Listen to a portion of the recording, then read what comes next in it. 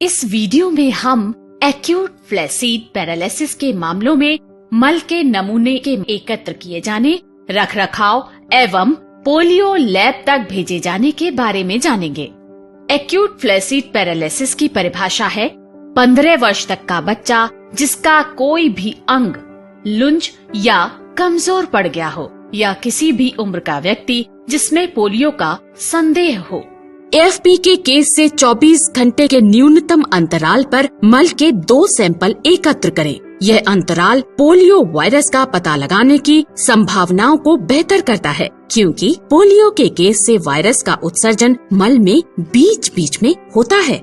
Polio virus का उत्सर्जन मल में 14 दिनों के बाद तेजी से कम हो जाता है, लेकिन कुछ मामलों में वायरस का उत्सर्जन लकवा शुरू होने के बाद कई हफ्तों तक भी हो सकता है। इसीलिए देर से रिपोर्ट किए गए मामलों से लकवे की शुरुआत के 60 दिनों बाद तक मल के सैंपल एकत्र किए जाने चाहिए। याद रखें कि लकवा शुरू होने की तारीख से 6 महीने तक एएफपी मामलों की सूचना दी जा सकती है। मल नमूना संग्रह के लिए आवश्यक सामग्री स्वच्छ प्लास्टिक स्क्रू कैप कंटेनर का उपयोग किया जाना चाहिए। एक स्टेरलाइज्ड कंटेनर होना जरूरी नहीं है। लेबल, पानी प्रतिरोधी अमिट pen, sellotape, zip lock bag, disposable bag, एक लैब रिक्वेस्ट फॉर्म और कागज की एक साफ शीट। पानी प्रतिरोधी अमिट पेन का उपयोग करके किसी भी मल के सैंपल के संग्रह से पहले सैंपल कंटेनर पर नाम, एपिड नंबर और सैंपल संख्या के साथ लेबल करें और लेबल पर सेलो टेप लगाएं। बच्चों के डायपर से हमेशा ताजा मल इकट्ठा करने की कोशिश करें या बच्चे को एक साफ कागज पर शौच करने के लिए कहें।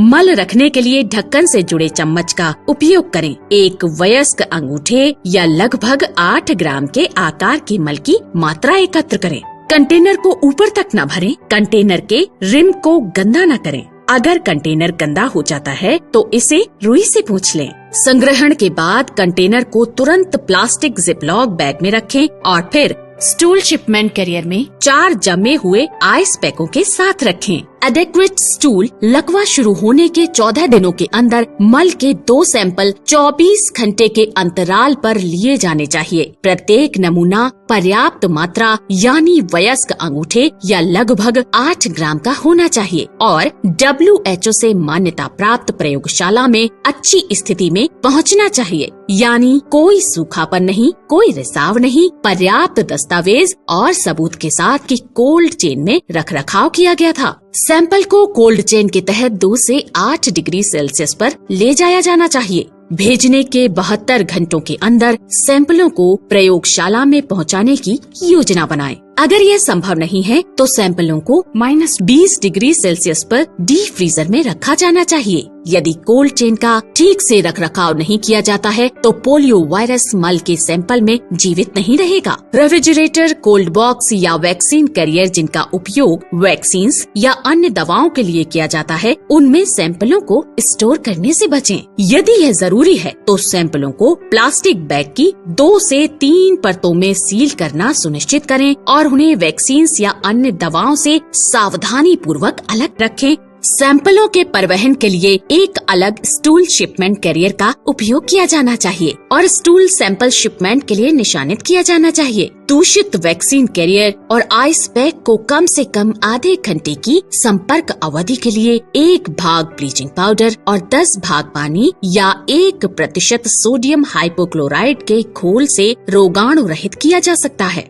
डेटा एंट्री सावधानी पूर्वक यह सुनिश्चित करते हुए की जानी चाहिए कि CIF, LRF और सैंपल कंटेनर में दर्ज किया गया डेटा मेल खाता हो। जब शिपमेंट के लिए व्यवस्था हो गई हो तो लीक हुए मल को साफ करने के लिए रुई जैसे शोषक सामग्री के साथ सैंपल कंटेनरों को पोंछ लें। उन्हें प्लास्टिक जिपलॉक बैग में सील करें और उन्हें जमे हुए आइस पैक के साथ शिपमेंट कैरियर में रखें। लैब रिक्वेस्ट फॉर्म को एक लिफाफे में रखें, इसे एक अलग प्लास्टिक बैग में बंद करें और इसे शिपमेंट कैरियर में रखें या हाथ से ले जाया जाना चाहिए। सैंपलों के चारों ओर फॉर्मों को न लपेटें। परिवहन के सबसे तेज, सबसे विश्वसनीय माध्यम से सैंपल भेजें। पोलियो वायरस का समय पर पता लगाने के लिए सैंपल संग्रह, भंडारण और शिपमेंट का गुणवत्तापूर्ण होना महत्वपूर्ण है।